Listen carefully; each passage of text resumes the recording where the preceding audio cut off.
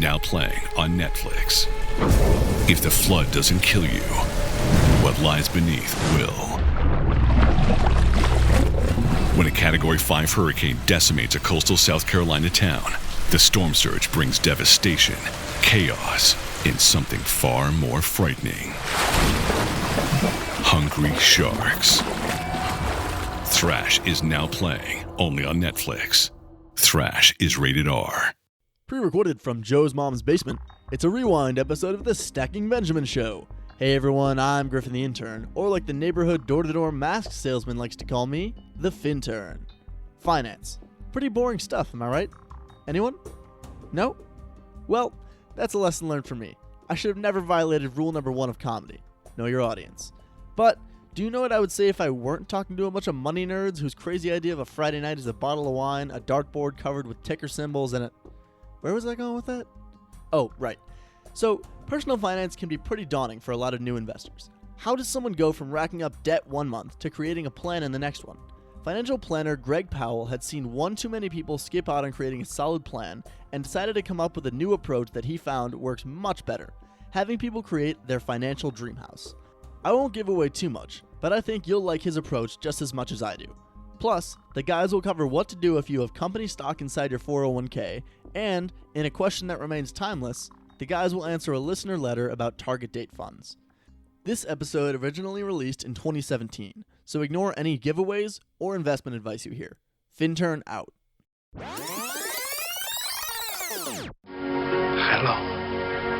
My name is Inigo Montoya. You killed my father. Prepare to die. Live from Joe's mom's basement, I'm Joe's mom's neighbor Doug, and this is the Stacking Benjamin Show.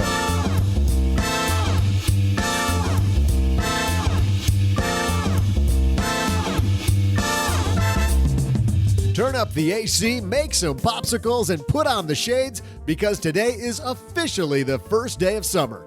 What does summer remind everyone of? A beach house. And our guest today is going to help us make our financial plan the best beach house ever.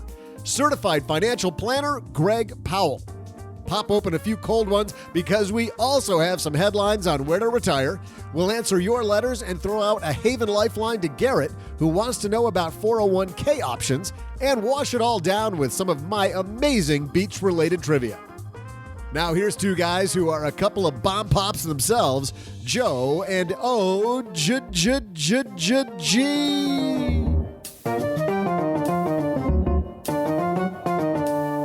It's very awkward right now. Why is it awkward? Doesn't it seem a little awkward right now? Because you're a bomb pop? That's one reason. Yeah. Hey, everybody. I am Joe Saul-C. High Average Joe Money on Twitter. And welcome back to another episode of the Stacking Benjamin Show. You found us again. And man, we're going to deliver the goods today, OG, because we're constructing a beach house for the summer, but not just for the summer, for the rest of your life. A vacation property into infinity. And beyond. You can tell we both have kids because immediately that's where I go. You know what else you can tell? You can tell that I'm in love with stackingbenjamins.com/magnify money, because when you go there, you find the most bestest summer stuff ever, like the best checking accounts for summer, the best savings accounts for summer, the best debt products for summer, like reward-based credit cards or 0% credit cards if you're trying to get out of debt. They're having a summer sale. Yes. And you got to get in on it right now. Are you sitting down? Sunday. But wait, there's more. If you act now. stackingbenjamins.com/magnify money gets you there. The average person who goes there saves $450. And wouldn't you like an extra? What would you do? Would you go to your favorite regional theme park? Ooh, $450. What would I do with $450? I'd probably outfit the backyard in corn on the cob and steaks for the Barbie. You'd have a backyard. I can see Mrs. OG. What the hell are you doing? I'm plowing under the grass. Getting corn. Planting corn, sweetheart. Leave me alone. Make it as much corn as possible. When I was a kid, I want to go there. Jeez. I'm going to tell an old day story. Hey, when I was a kid, back in the day. We don't have time for that because you know what? Greg Powell's coming on the show. Certified financial planner Greg Powell, talking about turning your financial plan into a house that you're going to live in for the rest of your life. I like that analogy. Sukasa. Yes, but first we have some headlines, so let's move. Hello, darlings. And now it's time for your favorite part of the show, our Stacking Benjamin's headlines. Our first headline comes to us from MarketWatch. You know, people think about where they're going to retire the rest of your life. We think about someday maybe getting out of the basement. Florida. Arizona. Is that what you think about, Florida or Arizona? I mean, it's pretty perfect here, to be honest. But I do like it here, but it's a little musty. as people know, in the summer it gets a little moist well, down in the basement. it's your favorite word, moist. Yeah, I've used it a lot lately. It's not a good word. This is written by William Davis. Says, "See ya, Florida. Nebraska is the most attractive state for retirees." Right in the middle, flyover country. That's what they say. Have you been to Nebraska? I drove through it. Does that count? I think Like literally end to end drove through it. I think Nebraska's pretty, but I'm sorry, Nebraska. Who the hell goes, you know where I wish I could spend the rest I don't think of my they life? have. I think they have low taxes on RVs. Interesting. It looked tidbit. as at each U.S. state is a retirement destination. LPL Financial did this study. The Retirement Environment Index uses a combination of public data related to health, finance, housing, employment, education, community, and quality of life indicators to evaluate and rank states based on their attractiveness to the pre-retiree cohort. It's weighted to prioritize finances over other indicators. By the way, amazing that a company like LPL Financial would prioritize finance. Also amazing. Up until recently, LPL's number one advisor was from Nebraska. Oh, was it really? Was it really? Yeah, Mr. Carson, Ron Carson, great guy. Yeah. I don't know him personally. I'm sure he's I've met him a couple times. fantastic. Nice young man. LPL Financial also provides a grade for each state based on their index score. Only 10% of the states received an A grade. 40% of the states were given a C. The state with the biggest improvement? New Mexico. Michigan. Okay. Went from what to what? Saw the like 50 to 48. I don't know. It doesn't say. Okay. Saw the biggest improvement within the financial category. Median income improved greater than national average. Cost of living declined, and the tax burden fell compared to an average state increase in the tax burden across all states. Now, where do the traditional retirement places place on that list? Florida, Arizona, Texas. Florida was 29. Okay. South Carolina was 38, North Carolina 21, and Arizona was 40. Okay. The one that was first in 2015 was Virginia, actually. It's for lovers. Has dropped to number 7. Imagine if, hold on, this is really cool. Imagine if you had to move your household based on the positioning of this study, like people move their stock portfolio based on, like, well, we were number one yesterday. Time to pack the car, move to Nebraska, sweetheart. I'm leaving Arizona. I don't want to be in Arizona anymore. They're number 40. You kidding me? Big money's in Arizona. Buy low. Last place, they have DC in here as a spot. That's number 30, but last place at number 51. If you look at finances as number 1, it's going to be pretty easy. So it's got to be kind of expensive. Hawaii. California's number 50. Hawaii, New York. Hawaii's number 46. New York is the bottom. Yeah. And you know what? Are people really leaving California and New York? Yes. Correct. Texas, by the way, where we are here, Mom's Basement, number 14. I'll link to this in our show notes at stackingbenjamins.com. But have you found when you're talking to people about their personal finances that they really put a lot of stock into something like this with like affordability of the state where I live? Not so much of the current state, but I have had conversations with, kind of late 40s where they're starting to think about, well, maybe there's a place to go. Should we move? We're in a high tax state now. Maybe we go to a lower tax state in the future. So that, that's on people's minds. I think not only that with the, I'm thinking about the financial independent retire early people, the FIRE crowd. Yeah. And those people are all about not just states, changing countries. Yeah. Move to Guatemala. Costa Rica. Yeah, moving to different places. But does it really change how you save for retirement based on the state you're going to live in? I suppose it does. Interestingly, I read an article several months ago in the Wall Street Journal about somebody who realized that she couldn't retire where she wanted to. She was originally a teacher from California, had paid in the pension system and everything. It was just too expensive to live in Southern California in retirement. Picked a place that she could afford, which was Iowa.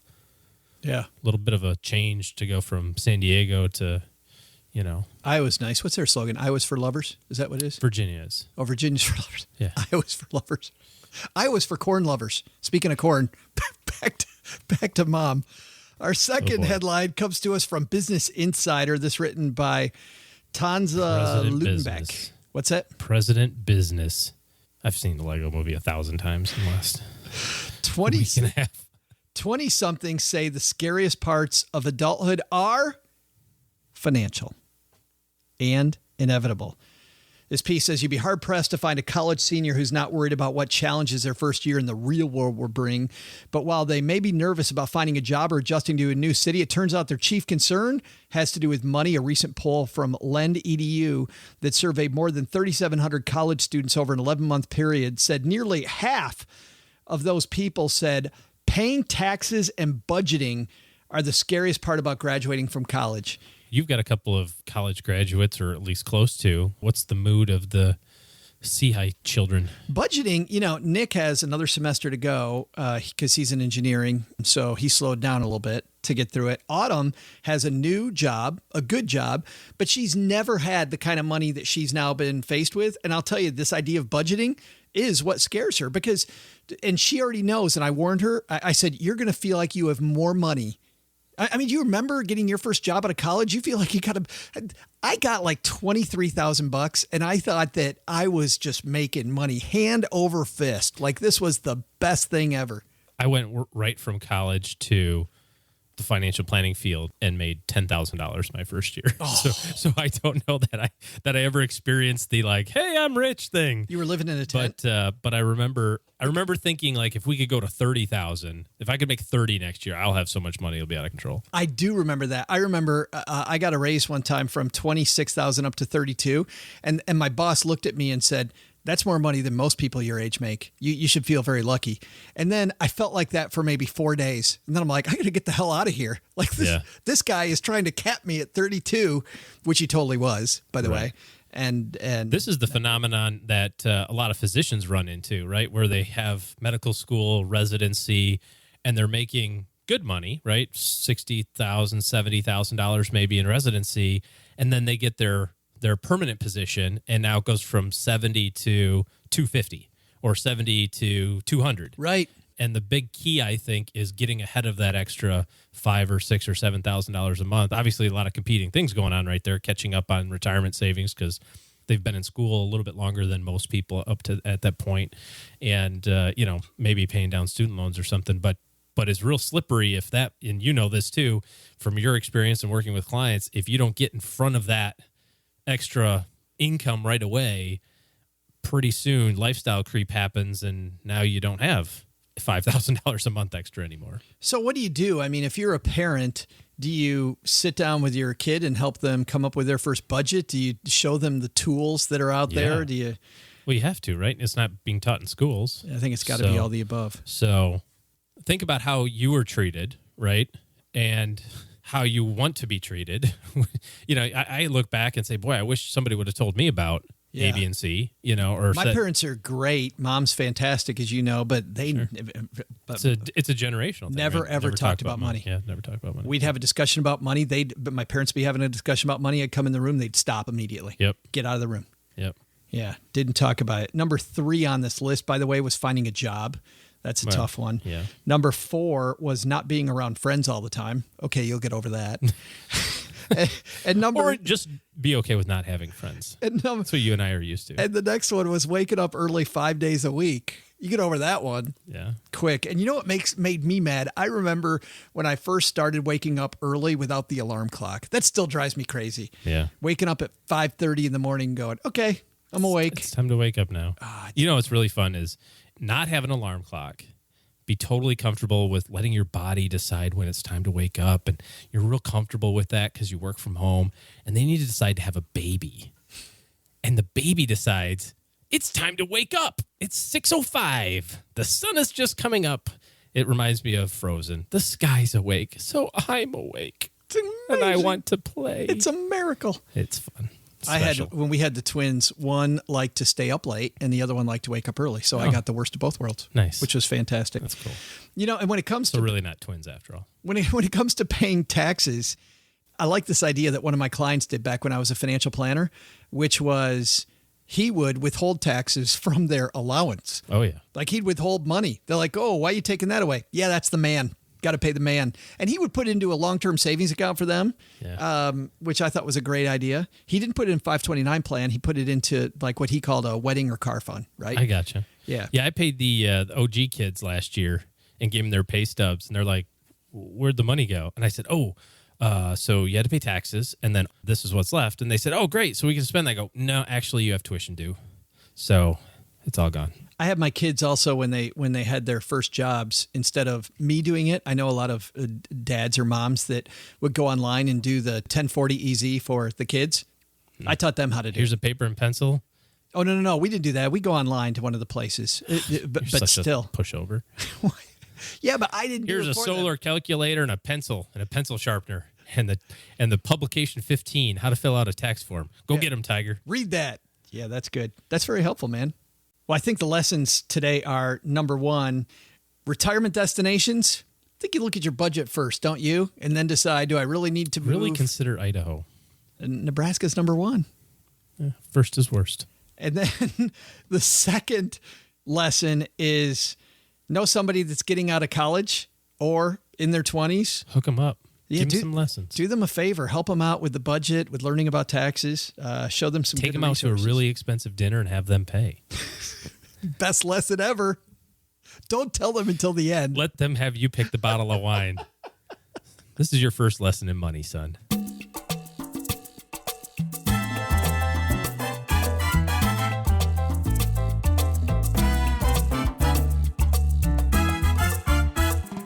Our guest today has a new book out, OG. He's written a book called Better, Richer, Fuller, where you're taking your finances and instead of building a plan, we're building a house. And I really like that analogy. I think Hacienda. it is a great analogy for a financial plan. Scares less people away from financial planning. He's president and chief executive officer of Phi Plan Partners in Birmingham, Alabama. Works directly with clients to enhance their quality of life. He's worked more than 34 years in the finance industry. This guy is that all? Yeah, brand new. Brandy kid. new. Yeah, member of the Investment Management Consultants Association, the IMCA. He's attended the Senior Financial Advisors Program at the University of Pennsylvania's Wharton School. Never heard of it.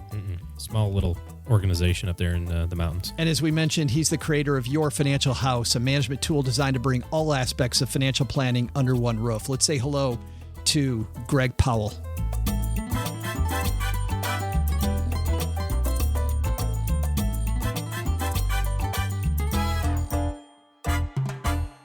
And Greg Powell joins us in the basement. Have a seat, man. How are you?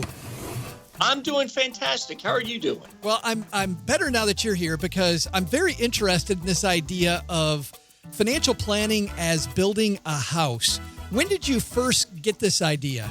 Well, many years ago. In fact, our youngest daughter, who was around 5 years old, asked me on a Sunday afternoon to sit on the floor and draw with a box of Crayolas and a piece of paper.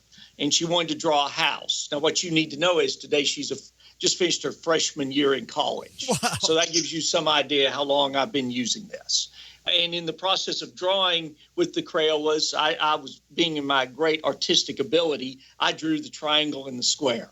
And she proceeded to pull colors out and to color the different rooms and tell me who belonged in the rooms, that this room was for her mom and dad, this room was for our cat Boots. Then also her American Girl dolls had a room. I attempted to color some rooms only to be informed that was the wrong color.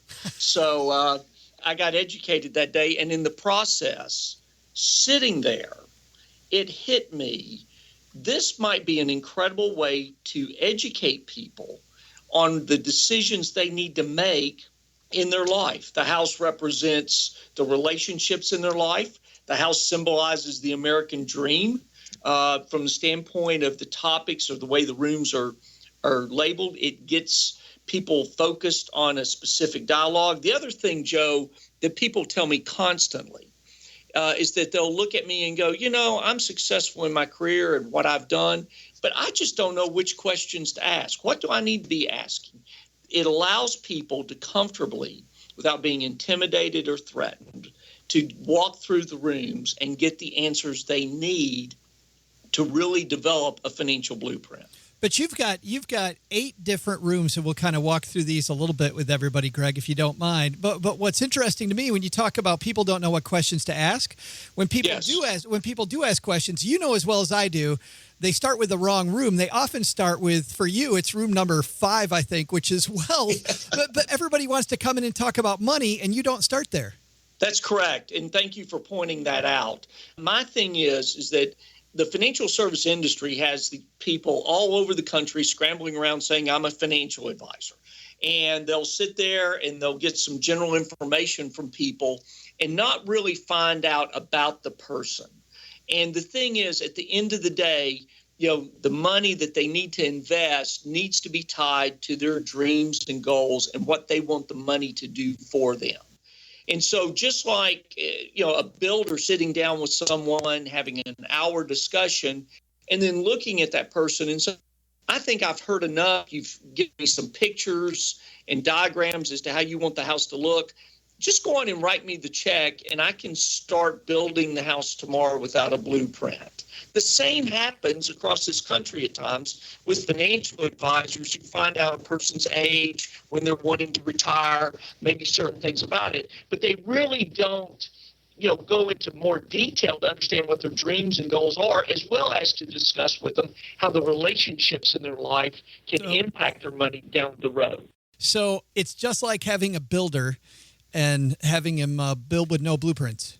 That is exactly right. Yeah. In my book, I want to emphasize to people that a red flag is that if you sit down with someone who wants to invest your money, but they're not wanting to do a financial blueprint, you might need to leave because you need someone that really wants to understand you, the dynamics of your family and relationships in your life, your career goals, your dreams and vision, and also that little voice in your head that worries about things. And I talk about that in the book. Anxiety can prevent people from moving forward. And a lot of times, what conquers anxiety is knowledge. And so you want to be working with a financial advisor that can bring knowledge to the table to help you reduce that anxiety, and as well as ask the questions, can I retire? Am I going to run out of money? How am I going to get my kids through college? I have a child with special needs. How do I take care of them? I have a dependent parent, and that may impact my retirement, or we may have to help in other ways. I don't have a will or a power of attorney. The list goes on and on. So I also do in there, one of the rooms is the retirement fulfillment room, and you would be amazed that the dialogue that I have with people who have worked all their lives to achieve their financial goals. They now own their time to do what they want to do. And especially with men, they're not happy because their identity and everything about them was about their career and constantly being busy work-wise. So that's why you say the quote, I want to be able to retire, isn't good enough. You have to go deeper? That's exactly right. Yes. What are some of the things that you find that people want to do? What I found, I was a financial planner for 16 years, and what I found was that people always wanted to tell me they wanted to travel and play golf. And I'd say, okay, well, once that's done, like you can't spend your whole life just doing that. What are some of the discussions you end up having with people? Well, and that is a great statement on your part. That is exactly right. And especially with men, you can only play so much golf, hunt, fish. You'll travel only so much. And the reality is understanding what gives you fulfillment in your life. And also, being able to have that dialogue of how you reinvent yourself, also taking hobbies or things that you like to do for fun. I mean, case in point, and I talk about some of these in the book. We had one gentleman who wanted to be an artist, but of course he couldn't make a living and support a family. So he got in a large corporation, worked his way up to a key executive position, and had given up that hobby or that passion. Well, guess what? After discussions with us today, he now paints pictures of buildings and landscapes on college campuses. Wow. And throws in a little flair with the university logo or people around. And he's doing fantastic, and his art's being displayed on campuses where he's gone with his artistic ability, and he loves that. Another gentleman had a hobby. He loved antique cars and cars in general, and he was bored. He was starting to spend down his retirement money. We talked to him. He got interested as we introduced him to eBay, and on eBay he learned how to buy some cars and got another friend involved. And then eventually they realized, wait a sec, we can buy some of these cars, have them broken down, and sell the parts for more than we can the actual cars. And so he started that, and that became something that he thoroughly enjoyed. Well, so there's a wide range of things that people can do. You've just got to take a deep breath and really think it through and have a financial blueprint in place to help you think it through. And part of this is that retirement's longer for people than ever before, and it's really not retiring, I think, Greg. It's about a whole another stage of your life. Oh, absolutely, Joe. And it well said. I'll go back to my phrase earlier in this conversation where I said you have to reinvent yourself. The other thing is I'm a big believer, especially with men, that they need sabbaticals. They don't need retirement. And I think that's something that needs to be talked about. And I talk about this in my book as well. Women, I find, have an easier time of retiring. So the reason in this conversation I keep bringing up men in retirement, women seem to really embrace it, enjoy it. They have not only if they're married, in terms of their spouse, if they're single, divorced, or widowed, they just have friends and all these other things that they're involved in terms of community and church, and as well as other organizations that keeps them very, very busy, as well as they like to travel and play golf and have other hobbies. I was going to say that can't be true for all women, but I get where you're going, that generally in your experience. Yes. I've yet in my career, and I've been doing this 30 plus years, where I've had a situation where a female was starting to spend her money down too fast. And that's actually I was going to ask you follow-up questions on that, but that's a whole different thing. I want to get back to the house, because the second room in your house is what you call the legacy room. And do you find that people, when you first meet them, are interested in building a legacy or thinking about their legacy? Because, we're all interested in the time before we die. Well, you'll notice that the legacy room comes right after the room of dreams. And after talking about their dreams and goals, the legacy room is that you create a legacy while you're alive, not right before you die or after you die. And it also starts that dialogue about the relationships, because one of the questions in there is, what are the important relationships in your life? And that's not only people, it's also in terms of charities, religious organizations, and any other groups that you might be passionate about. So, and the point I want to also make is just as people buy different sizes of houses, each person, based on their net worth, that house is a different size. Or they may have a large net worth, but they want their house to be more simplified. So what it does, it starts that whole process as well, where if someone looks at me and says, right now I currently don't give to any charities or religious organizations, but one of my goals is to one day do that. That lines that up, so in the financial blueprint, we can project that out. If they're currently already doing it, that's fantastic, and we can go on and develop that even more into a thought process as to where they see it down the road. And then the third thing I want to mention is that when it comes to children and grandchildren, it opens up the door on how to possibly start educating them about money and about being prudent with their money, as well as maybe the family coming together, whether on a vacation or other times that it gives them a reason to come together, and actually having discussion on what charity or what group to give to, and letting the kids and grandkids be part of that discussion. That starts to talk about the family legacy, not only just for an individual, but their entire family. Well, I was even thinking, Greg, the way you described this, that the legacy room is every bit as important for the 20 and 30-year-olds listening as it is the 60 and 70-year-olds. Absolutely. Yes, you're right on the mark. And a lot of times people will look at me, Joe, and go, you know what? I hadn't even thought about that. Also in the book, I tell one story about a couple. They were really concerned about their daughter. She'd gotten in with the wrong crowd. It wasn't their values that they had or the way, that they had taught her. And they were really worried. And she was in a very rebellious stage. And as I talked to them in the legacy room, we talked about that, maybe she should get involved with them in a charity and that they allow her to pick the charity and to also, from the standpoint, let her contribute some of her money or they contribute in with her. Well, she chose to do that. It involved the homeless. Well, she got very involved in that. Her mom and dad got very involved. And one day they looked up and noticed those friends that were not a good influence weren't around her anymore, especially the boyfriend. And when asked why, she said, "I'm too busy and they don't understand the difference I can make in the community by doing this." Wow. And so it was a whole nother way to have dialogue as a family. And to, it's not only about, the money and where the money's going, but making your decisions based on your values and your interest in what's important to you. Well, let's talk about that because the next room is the lifestyle room. And you say something very shocking, which is it's okay to have a latte. What's that all about? Yeah, well, my thing there is that when people meet with me, one of the things I say to them is that, I'm not here to put you on a budget. I'm here to understand your lifestyle. And in understanding that lifestyle, it may be that your favorite thing to do is buy a latte. There are groups and books out there today that go, "Oh, don't spend your money on that, that coffee." My philosophy is that you need to understand, how do you reward yourself? That's what lifestyle is really about.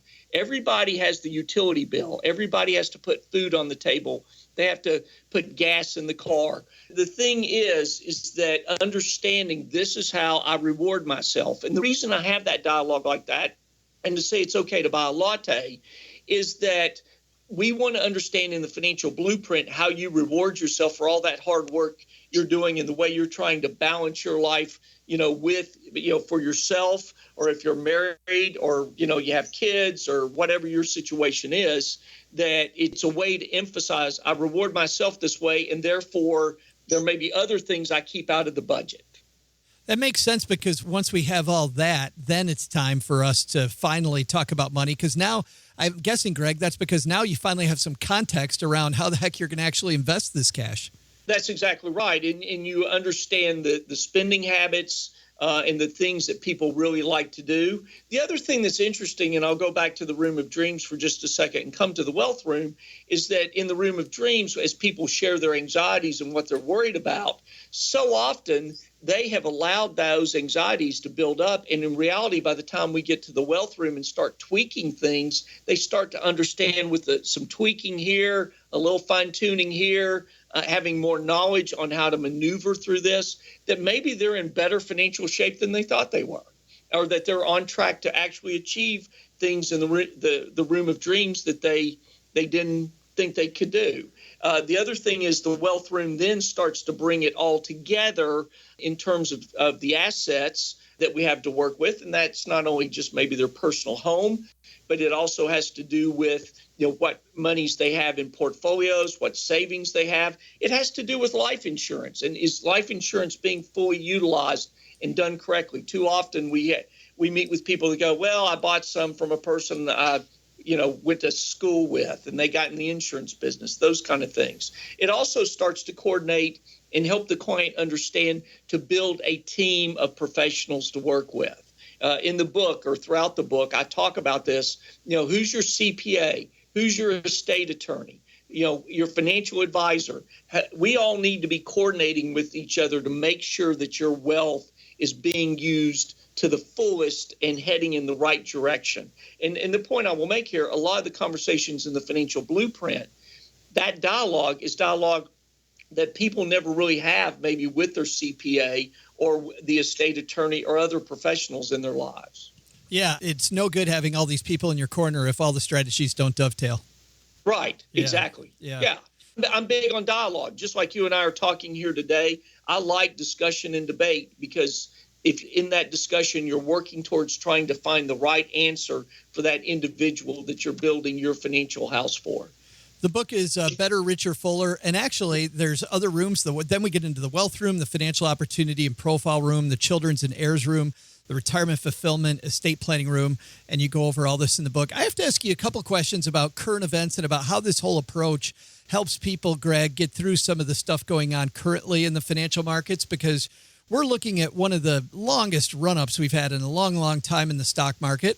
When you read the popular press, everybody's looking for the other shoe to drop. So I'm sure half of your clients are coming in super bullish because they think the market's high, so I should buy now. And the other half are thinking they should hide under a rock. How does building this house help people kind of get rid of this whole worry that maybe the other shoe will drop?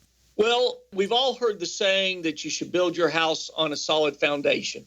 And the reason I mention that is that having the financial blueprint enables you that while there's chaos out there in the markets, if you understand what rate of return you need or better to move towards your goals, then you can also have accountability on portfolio performance, but then also it lets you know if you're on track to get to where you need to be. And if you're not on track, what you need to do, whether increase saving money, take a more cautious approach, maybe even from the standpoint, be able to go more towards some investments that may have a little bit more volatility, but it allows you to do it in a way on your terms in terms of knowing where you need to be. To do that, then, do you set up benchmarks based on what their rate of return goal is? Is that what you do?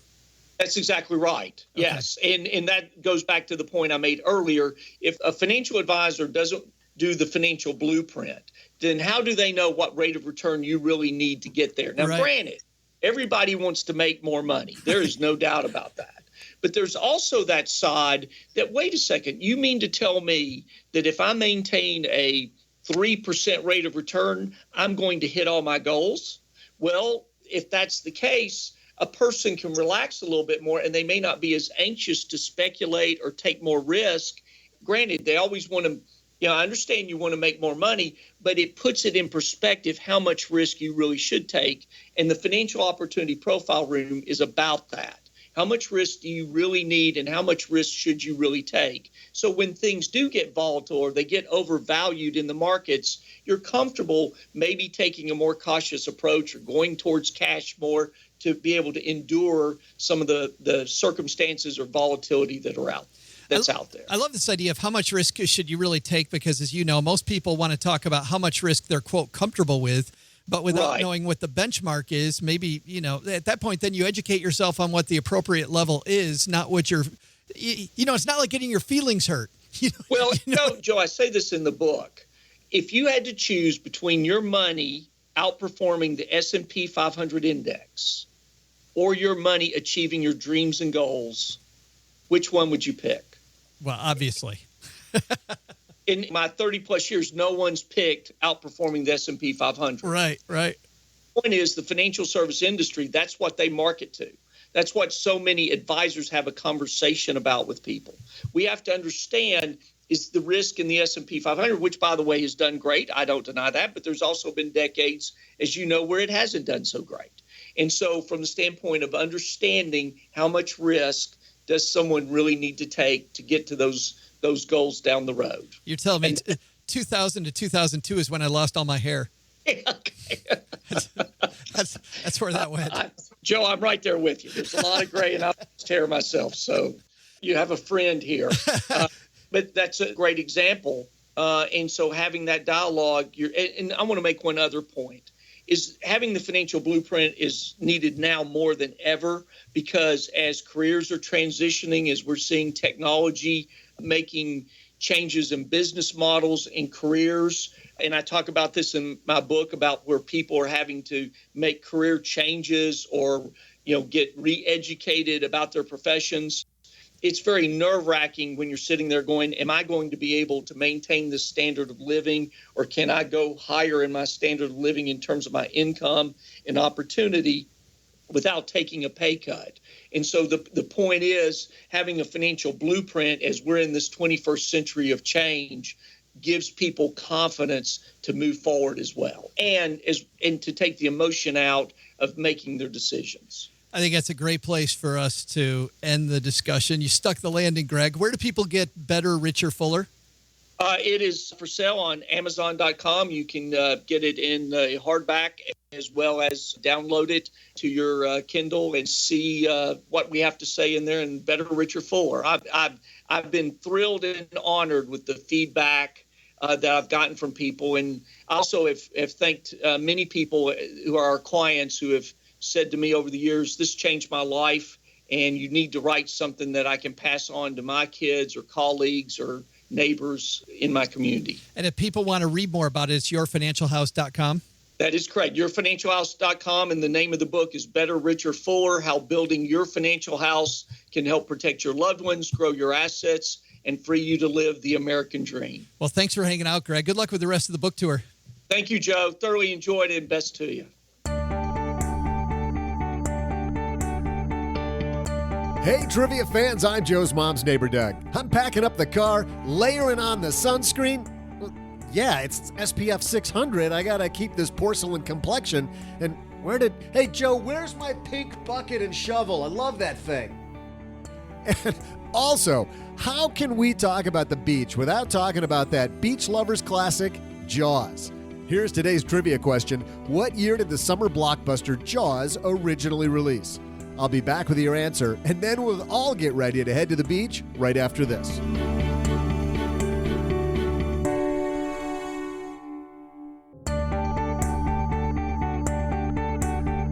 Welcome back, trivia fans. I'm Joe's mom's neighbor, Doug. It's almost time to head down to the beach, and there's no time to waste. Before the break, I asked this question. What year did the summer blockbuster Jaws originally release? The answer? 1975. You feel old yet? I totally wasn't around when that movie got released. All right, trivia fans, I'm running down to the store to get some blow-up beach toys. No worries, though. I'll be back in time to send you off. See ya! Nothing like cheating. Well, use the old Googler. The Googler or the show notes page? I'm not allowed on the show notes page. No. For a lot of reasons. Did you see Jaws? Yeah, oh yeah. Yeah, but you see it when you were a kid? It wasn't out when I was a kid. Or it had already been out for a while, I should say. Well, not a while, a little bit. Well, I was 7 when Jaws came out. Mm-hmm. So I remember I didn't see it that year. I saw pieces of it the next year. And still, everybody around me, my older cousins, had watched it. And we'd go out to the beach, and all they talk about was the big sharks in the water. And we're at a little inland lake. Yes. In mid-Michigan. Yes. Right. Southwest Michigan. I was scared to death of the water. I'm like, no, fish. We took the kids to a beach vacation, and it happened, jellyfish, you can't predict in advance. There's no, it's not like there's jellyfish season. It just kind of depends. Those are horrible. So it happened to be that when we got there, they had just a weird onflow of jellyfish. And so there's my son grabbing one off the shore. Oh, no. And I'm like, no. We're running after him. He was fine. But he was totally freaked out. He goes, I never want to come back to the beach ever again. Ever. Sad story. That's okay. We went back. He got over it. You know what we'd do if he did that today? We'd throw him in a pile of jellyfish? No, we'd throw out the Haven Lifeline to him. God dang it. Because with the I Haven knew where this was going, too. I didn't read the show notes very well. Because with the Haven Lifeline, we tackle some of life's, or rather life insurance's most important questions. Our friends at Haven Life Insurance Agency, they're disrupting the life insurance industry by focusing on those two things you value most. And it's not donuts and peanut butter. It's your family, OG, and your time. They were the first life insurance startup that's wholly owned by the industry giant Mass Mutual to create a high-quality, affordable term life insurance policy you can purchase entirely online. Qualified healthy applicants, they can skip the medical exam. Head to stackingbenjamins.com/Haven Life now to get a free quote and to learn about life insurance the modern way. It's like drawing the chance card that says, go right to go. Collect $200. Yeah, forget all rest of that. You don't underwriting. need that. You don't need to do that. Yeah, unless you're just about to the red properties. Underwriting. Have you seen that the people who get the red properties are more likely to win? I haven't played Monopoly in 15 years. No. Have you heard from your friend Garrett recently? No, sir, but I have a feeling, according to the show notes, we're about to hear from him. He's coming on right now. Hey, Garrett, say hello. Hey, Joe and OG. This is Garrett down in Florida. My question today is about 401ks. My wife and I both work for the same company, which was sold recently, and the new owner contributes a 401k match up to 5%, but it's in company stock. I should tell you the company is a large newspaper chain, and given the current state of newspapers. I'm not real crazy about owning the stock. So my question is, what are my options? Can I sell the company stock within my portfolio and put it back into an index fund? Do I have to pay taxes on any gains? And are there fees for selling and buying within a 401k, which is a Vanguard? So please let me know. Love the show. Keep up the good work. What does Garrett have against newspaper companies? Yeah, no kidding. That's like somebody back in the day going, what do you got against the Abacus? It's going to be here forever. It's like the Henry Ford thing. If I would have asked people what they wanted, they would have said a faster horse. Right. Right. Yeah. So what do you think? 401k matching company stock? Nothing wrong with having company stock in a 401k. Try to limit it to around 5%, maybe 10% if you're really feeling aggressive. Sounds like Garrett wants 0%. So fantastic. Just sell it as soon as you get the match. He might have to look at the 401k summary plan description. Thank you. And also maybe talk to HR if he doesn't want to do that. Make sure that there's no penalties for selling it immediately upon getting it. Yeah. To my knowledge, because of the whole Enron thing, they changed the rules on that they can't do that anymore. So they can't make you keep it. No tax implications. It's still within the 401k. Cannot comment on Vanguard's brokerage costs. There might be a charge to sell it. I don't know what the individual plan rules are there, but at the end of the day, if it doesn't fit in the financial plan, absolutely rebalance it as soon or as frequently as you desire. Good stuff. I got nothing to add because you nailed it. Perfection. Yeah, nice job. High five. StackingBenjamins.com/voicemail if you want us to throw up Haven Lifeline to you. That was the weakest high five ever. It was so bad. We also get letters to the show, and Doug just brought down the mail. This one comes to us from Andrew. He says, hey, guys. First, thanks for keeping me entertained day in and day out while I slave away on the road. Oh, he's a road warrior. Wonder what he's doing. Listening to us, probably. My question's in relation to my most recently established Roth 401k. So we go from Garrett with a regular 401k to the Roth 401k. The company managing our plan came in and did their quick spiel. We picked our plans in 10 minutes. Dun, dun, dun, dun, dun, dun. Yeah. How many slices of pizza did you get? Right. He says, and now I'm left to assume my retirement plan's good to go. Good to go. In 10 minutes. There you go. Everything's fine. In a recent episode, I heard some chuckling at target date funds, which my plan is an American Funds target date fund.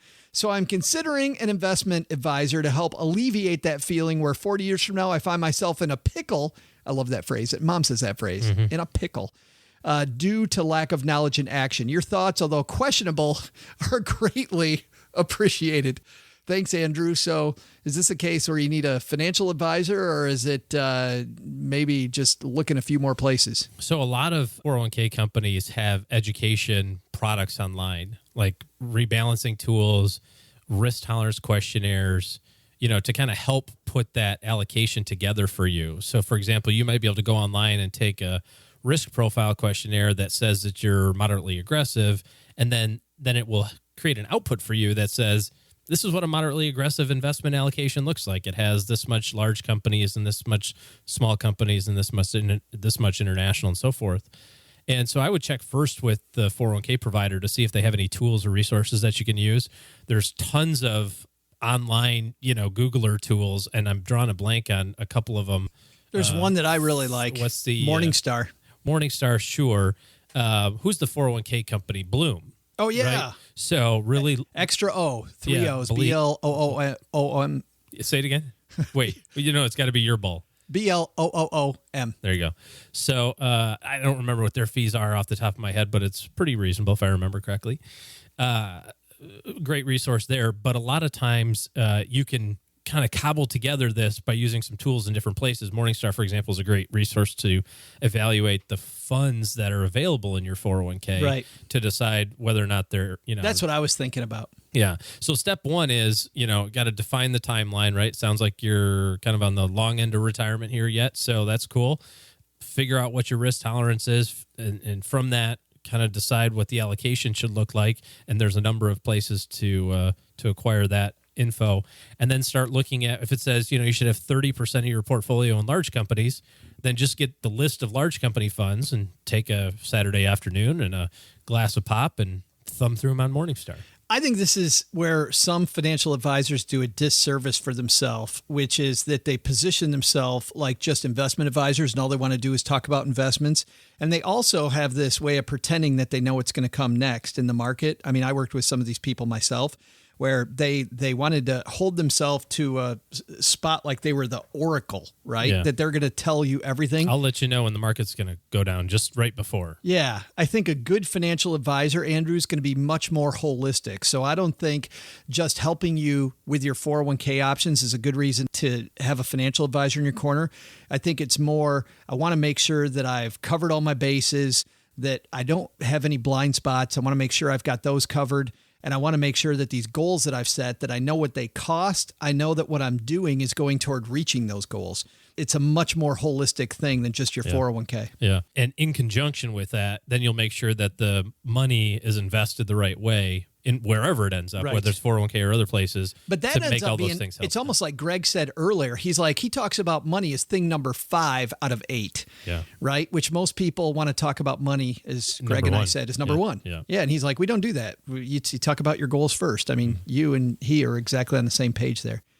Love that. Thanks for the question, Andrew. If you've got a question, I'd encourage you to have us throw you out the Haven Lifeline. That's stackingbenjamins.com/voicemail. I'll tell you another way to get there. If you're out walking the dog or out on the run or in the car. You laugh every time I say that. Longest run I went on was trying to get to the car before I got sprinkled on from the rain. That's exhausting, isn't it? Oh, gosh. stackingbenjamins.com, and across the top it says question for the show, ? And you just head there and you can ask us a letter. We've got the Haven Lifeline up top, and then ask us a letter or just send it to me, Joe at stackingbenjamins.com. By the way, I just got a letter from somebody the other day. I can't read War and Peace on the show. You got to keep it to just 8 or 9 sentences. Like one paragraph. Yeah, I just got this letter, and I love you, and you know exactly who I'm talking to. It's a great letter. I can't wait to get to it, but it's a novel, and I've got to figure out a way to pare it down. So, am I complaining? I shouldn't complain that people are writing us letters. That's not good. Thank you for writing the letter. But that's going to do it for today, man. By the way, OG is taking clients. So if you're looking for help in your corner and know that you need a financial advisor, much more holistic, head to stackingbenjamins.com/letter O and letter G. That'll lead you to his calendar, and you can then talk to him about what it would take to get him in your corner. That's going to do it for today, man. And that's going to do it for you, Show Off, for this week. I'm coming back on Friday, but you are done, pal. if you're sure. I mean, I'm free Friday too, but. Well, coming on Friday, this is cool. Coming on Friday, we've got the original 3. We're getting the band back together. Greg, Paula, Len. And I know we get letters from people that they like it when our 3 main contributors to the roundtable are together. We get them back before we end this 8 weeks. And by the way, this is your last show of this 8 weeks. So, OG, next week, we're going to be playing rewind episodes of some of the best of the past Stacking Benjamins. And you and I will see each other in 2 weeks. Okay. Go Stack some Benjamins, everybody. So, what did we learn today? First, building your financial house? Make it a beach house. Greg Powell nailed it on today's show. By looking at your financial picture as a house, you're going to not worry so much about the next latte, and you'll think more about what kind of life you really want to live. And then plan your money accordingly. Second, just starting out on your money journey? It's okay to feel afraid of all the money parts you don't know, but feel that fear and move ahead anyway. Life is one big adventure, and money is the fuel. So get comfortable with the Benjamins. But the biggest lesson? Take a look at the map before you plan a trip to the beach. You may just find that if you live in Texarkana, the closest decent beach is 5 hours away. We've been planning all day for nothing. Well, I guess that just gives me more time to sit out in the backyard naked. Special thanks to Greg Powell. You can find a link to his book, Better, Richer, Fuller, in the show notes at stackingbenjamins.com. This show was created by Joe Saul-Sehy, produced by Richie Rutter-Reese, and engineered by the amazing Steve Stewart. Kathleen Selmans handles design, newsletter, and classroom opportunities. If you'd like to learn more, head to stackingbenjamins.com/classes. Online, visit us on Twitter at SBenjaminsCast or on our Facebook page. Shannon Cowan is our community manager and social media guru. I'm Joe's mom's neighbor, Doug, and I'm a lot deeper than you realize. In fact, sometimes I just stand in front of my mirror and reflect. SB Podcasts may receive payment on the show from sponsors and guests in the form of books, giveaway items, discounts, or other remuneration. There's no way you would take advice from these dorks, but like Joe's mom always says, don't take advice from people you don't know. This show is for entertainment purposes only, and before making any financial moves, consult with a real financial advisor.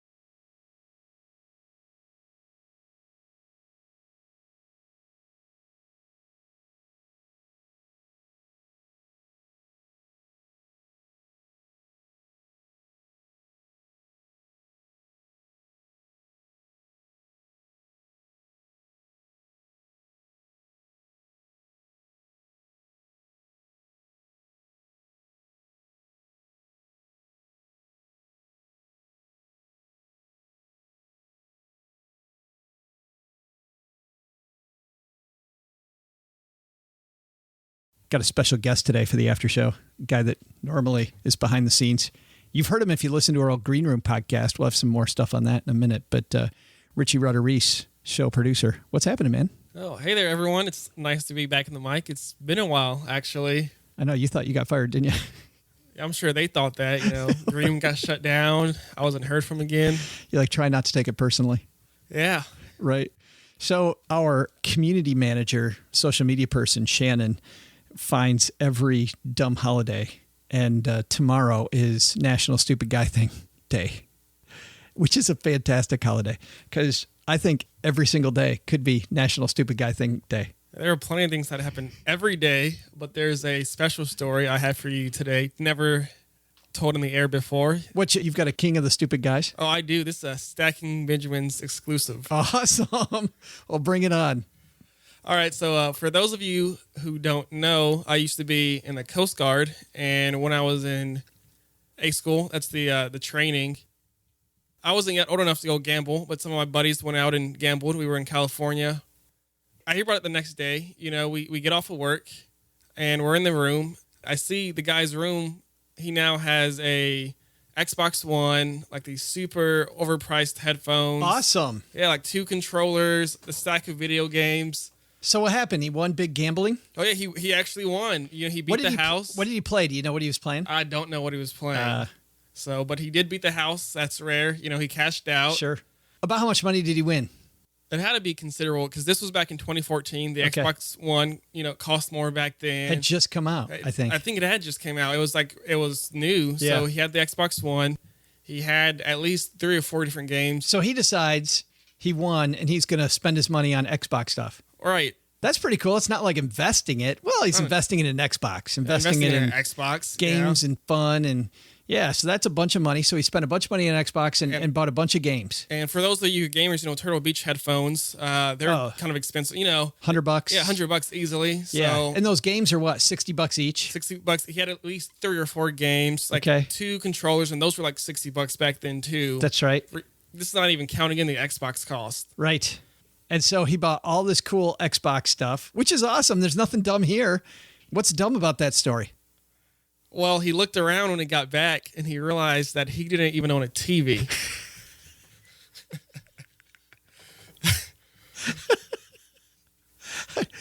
How do you forget that? Like, how do you not know that you don't own a television when you're buying Xbox stuff? Well, from how I heard it, they stopped by GameStop on the way home, so I imagine there was alcohol involved. A couple. Oh, no. Really? I mean, don't like most of them. Hashtag shocker. Yeah, really? Alcohol. Like, let me just go buy, probably about $600, $700 worth of games and Xbox stuff and no TV. A friend of mine and I did that in college. We were having a good time, and we actually had a friend of ours who was sober drive us to the store so we could get a Nintendo.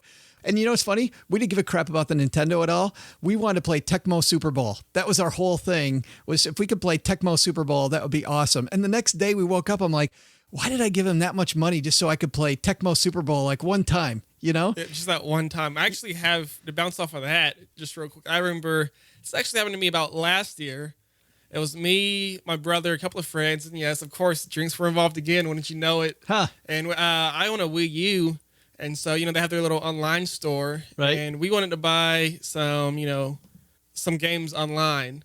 And so I meant to put in, I think, honestly, it was like $5. It was something cheap. It was one of those little virtual games. I added an extra zero in there. $50. $50, I just kind of accepted it. So To a high school or college kid, that's a ton of money. college kid, yeah. So, and I wasn't even working here then. Like, I don't even think I had a job then. It was just $50 down the what are you drain. saying? Now that you were a carrier of money bags? Now, Like now, yeah, he's living Yeah. large. He works for Stacking Benjamins. living large. Yeah, that's awesome. All right, write us yours, Joe at stackingbenjamins.com. What's your National Stupid Guy Thing Day stuff? Or hit up Shannon. She runs our Twitter channel, S Benjamin's Cast, and tell her your stupid guy thing story. It'd be great. And you know what's going to happen?